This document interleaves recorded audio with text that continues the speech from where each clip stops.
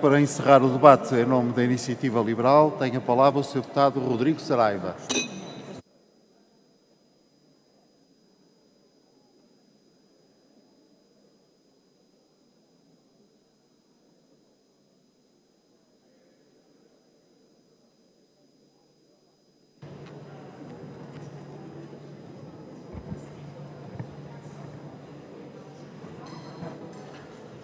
Muito obrigado, Sr. Presidente, senhores membros do Governo, senhoras e senhores deputados. Numa recente entrevista, com pose arrogante e majestática, o Primeiro-Ministro declarou aos portugueses: habituem-se. E a Iniciativa Liberal vem hoje dizer-lhe precisamente o contrário. Não, Sr. Primeiro-Ministro, não nos habituamos. E é isto que justifica a moção de censura que hoje aqui trazemos. Não nos habituamos a um país desgovernado, um país em que a principal força de bloqueio é o seu governo. Não nos habituamos a ver Portugal cair, ano após ano, para os piores índices da União Europeia, ultrapassado por Estados que nela entraram muito depois de nós. Não nos habituamos a ver um país em que o salário médio está cada vez mais próximo do salário mínimo. Não nos habituamos à carga fiscal que sufoca famílias e empresas até níveis insuportáveis que desincentivam o trabalho e o investimento. Não nos habituamos a viver num país em que grande parte da riqueza produzida pelos portugueses é confiscada pelo Estado. Não nos habituamos a viver num país com 2 milhões de pobres, enquanto outros 2 milhões correm risco de pobreza. É mais de 40% da população nacional.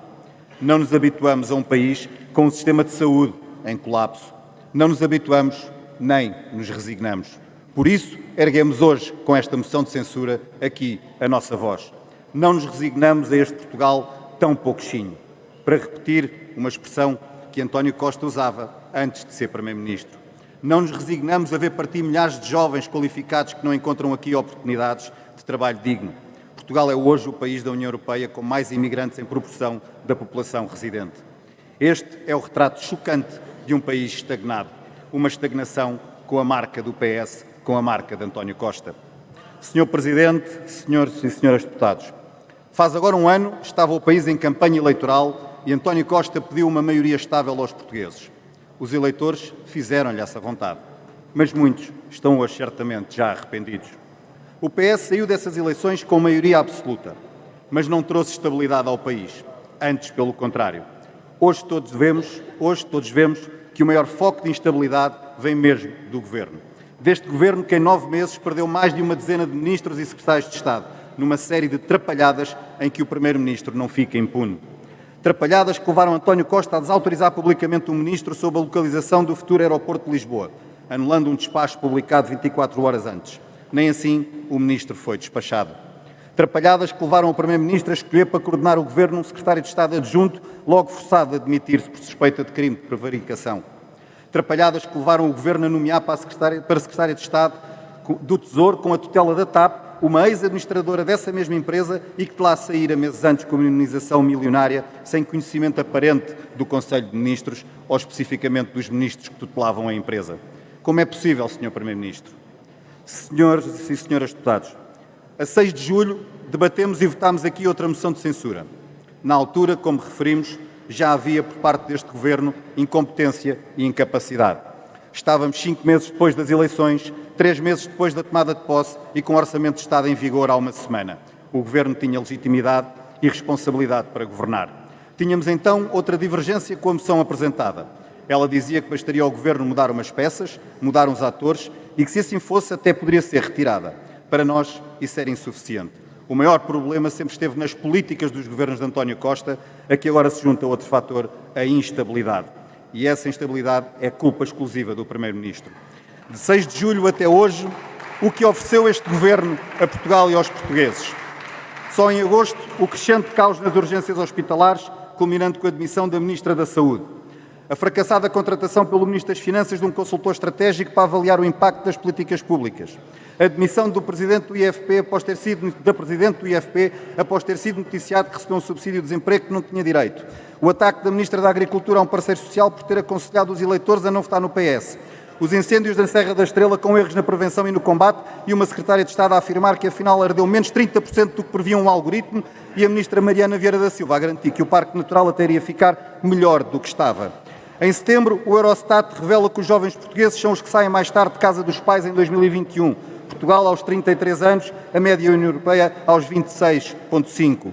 O Ministro da Economia é desautorizado publicamente por dois dos seus secretários de Estado depois de sugerir a descida do IRC. O arranque do ano letivo com 60 mil alunos sem professores em todo o país. O truque com as pensões. O Governo a falar de um aumento sem explicar que implicava perda real de poder de compra para os reformados e com uma alteração na forma de cálculo que reduz pensões no futuro. A IEL, a Iniciativa Liberal, denuncia aqui 3 esquadras informais chinesas em Portugal. O Primeiro-Ministro diz nada a saber e até hoje está em silêncio. Sabe-se também que o marido da Ministra da Coesão beneficiou de fundos. O dinheiro não foi devolvido e a Ministra mantém-se em funções. Em novembro, o secretário de Estado adjunto do Primeiro-Ministro demite-se após semanas de polémicas sobre um contrato de promessa para a construção de um centro de exposições fantasma. As previsões de outono da Comissão Europeia afirmam que o PIB per capita da Roménia ultrapassará o de Portugal em 2024. Em dezembro... Sr. Deputado, peço licença de o interromper apenas para que o Sr. Deputado possa ter as condições que merece de proferir o seu discurso. Peço à Câmara silêncio para podermos ouvir o orador. Faça favor de prosseguir. Obrigado, Sr. Presidente. Eu sei que a verdade incomoda, mas vou continuar com ela. Em dezembro, detenção de altos quadros do Ministério da Defesa no âmbito das obras do Hospital Militar de Belém. O Ministro da Defesa, agora nos negócios estrangeiros, sabia das derrapagens, das suspeitas das irregularidades e mesmo assim ainda nomeou a pessoa em causa para outras funções no âmbito do mesmo Ministério. Mariana Vieira da Silva reconheceu finalmente nesta Casa que sem o PRR o país não cresceria nos próximos anos. É conhecida então a indenização de €500 mil da TAP a Alexandra Reis. Fernando Medina demite a Secretária de Estado. Pedro Nuno Santos demite-se também, forçando uma mini remodelação. Senhores e senhoras deputados, já havia manifesta incapacidade, cresceu a incompetência e nestes meses ficou patente a instabilidade governativa. E esta instabilidade mina a confiança dos portugueses. Esta maioria absoluta faz mal ao país, porque se transformou em poder absoluto, desmentindo aquilo que prometia António Costa. É o que verificamos nesta Assembleia da República, em que o PS veta sistematicamente a presença de membros do Governo, impedindo aquilo que é o escrutínio desta Casa. É o que acontece neste hemiciclo, em que o Primeiro-Ministro confunde o diálogo com o insulto. Mesmo quando se digna a comparecer aqui, com a tal pose arrogante que exibiu naquela entrevista à Visão, António Costa fala e nada responde. Nada responde, nada informa e nada esclarece. Como se o Governo, por imperativo constitucional, não devesse responder perante esta Assembleia da República. E há respostas que devem ser dadas com urgência máxima. Respostas relacionadas, por exemplo, com a aplicação dos fundos europeus. António Costa tem sido o Primeiro-Ministro mais beneficiado com dinheiro externo desde que entramos na União Europeia. Só este ano, quase 11 mil milhões de euros. Como está a ser aplicado esse dinheiro, Sr. Primeiro-Ministro? Com que prioridades? A que velocidade? Com que taxa de execução? É matéria fundamental que já mereceu sério aviso do Presidente da República. E qual vai ser o futuro da TAP? Convém lembrar que era uma empresa que estava privatizada e quando António Costa chegou ao Governo, o que é que fez? Renacionalizou e irresponsavelmente decidiu revertê-la, custando aos portugueses 3,2 mil milhões de euros. E a fatura se ficará por aqui? Continuaremos a assistir às cativações por ordem do Ministério das Finanças que desfiguram sucessivos orçamentos de Estado aprovados nesta Casa? E onde estão os prometidos médicos de família que não faltariam a nenhum cidadão nacional? Outra promessa fracassada do Primeiro-Ministro e há hoje quase 1,5 milhão de portugueses sem acesso a médico de família. Muda a equipa governativa, mas os serviços de saúde continuam em colapso. E porquê? Porque não mudam as políticas. O PS está no poder há 7 anos seguidos e continua a adiar respostas a estas questões sérias que não são casos e casinhos. Não há respostas porque não há reformas. É cada vez mais evidente qual é o método de António Costa para fazer de conta que soluciona os problemas. Adiar tudo e empurrá-los com a barriga. Este Primeiro-Ministro é o rosto da anti-reforma. Ele corporiza a estagnação de Portugal. Senhor Presidente, senhoras e senhores deputados, alguns recomendam que não é prudente apresentar esta moção de censura na Casa da Democracia. E nós perguntamos, estão à espera de quê? Que o país se afunde ainda mais? Que Portugal continue a divergir da União Europeia? Não percebem que este poder absoluto dos socialistas lesa o interesse nacional? As trapalhadas confirmam que não há só um problema de rota, há mesmo um problema também no seu timoneiro.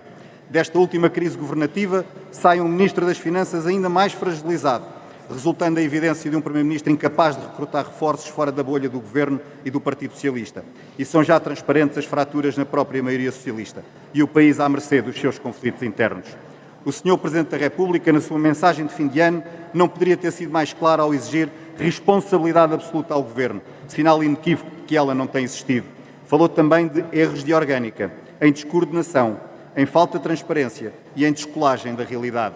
Tudo alertas que a Iniciativa Liberal tem feito ao longo de meses. Disse, no fundo, também aquilo que tantos portugueses hoje pensam, incluindo muitos daqueles que teriam votado no PS. Sr. Presidente, o que hoje debatemos e votamos não é se está em causa o regular funcionamento das instituições. Esse é um diagnóstico e competência exclusiva do Sr. Presidente da República. O que hoje debatemos e votamos aqui é o incapaz funcionamento da governação, que é desastroso, como nós já concluímos, por falta de competência e pelo esgotamento de um modelo que já deu provas de fracassar. Da nossa parte, dizemos, uma alternativa a este quadro de esgotamento é não só possível, como é desejável. De resto, em democracia, existem sempre alternativas. Da nossa parte, não fugimos a responsabilidade alguma, seja ela mesmo qual for. Continuaremos a pugnar por uma reforma do Estado, por uma Constituição sem espartilhos ideológicos, pela descida consistente da carga fiscal, pela liberdade de escolha na saúde e na educação, pelo combate à burocracia, por pôr um Portugal a crescer. Se este Governo faz parte do problema e não da solução, votamos contra este Governo, sem complexos e sem temor reverencial ao Partido Socialista. Temos o sonho de transformar Portugal e vamos consegui-lo. Este é só mais um passo contra um poder absoluto monopartidário que se tornou sinónimo de estagnação, incompetência e instabilidade. Porque Portugal merece melhor, Portugal precisa mesmo de muito melhor. Obrigado.